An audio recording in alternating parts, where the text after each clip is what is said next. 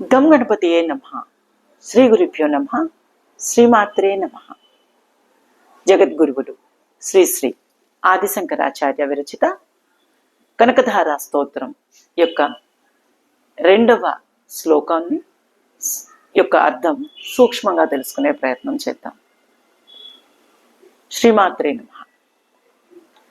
ముగ్ధార్ ముహుర్వి దదతి వదనే మురారే ప్రేమత్రపా ప్రణిహితాని గతాగతాని మాలాదృశ్యోర్ మధుకరీవ మహోత్పలేయ సామే శ్రియం దిశతు సాగర సంభవాయా.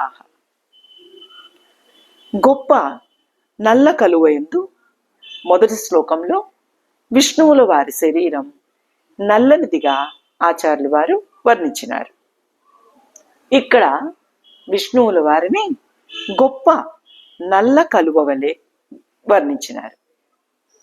ఈ నల్ల కలువపై ప్రీతి కలిగిన కొదమ తుమ్మెద వాలినట్లు మొదటి శ్లోకంలో భృంగాంగనేవ ముకులాభరణం తమాలం అన్నారు.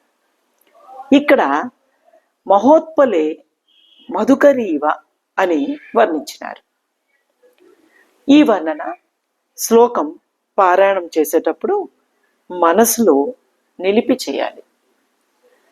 సుందరమైన పాల సముద్రం నందు జన్మించిన లక్ష్మీదేవి యొక్క కనుల దృష్టి మురాసురుని సంహరించిన లేదా మురాసురునికి శత్రువైన మహావిష్ణువు యొక్క వదనంలో లక్ష్మీదేవి కనుల జంట చూచి సిగ్గుపడి మళ్ళీ చూసి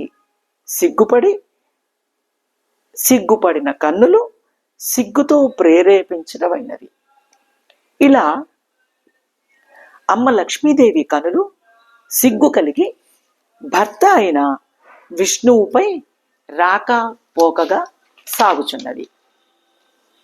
అట్టి సమయమున మహావిష్ణువు కూడా లక్ష్మీదేవిని చూసినప్పుడు ఇరువురి కళ్ళ జంటలు కలిసినవి.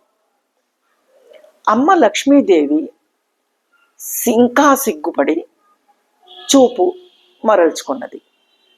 అప్పుడు అదే సమయంలో దీనంగా నేను నమస్కరిస్తూ సామేశ్రియం దిశతు సాగర సంభవాయా అని అడిగా. అమ్మ లక్ష్మీదేవి, తల్లి, నీ 2 కనుల చూపు నాపై ప్రసరింపచేసి నన్ను పవిత్రుని చేసి నాకు సంపదలు ఒసుకు తల్లి అని జగన్మాతని ప్రార్థించాను. శ్రీ మహాలక్ష్మీ నమః. శ్రీమాత్రే నమః.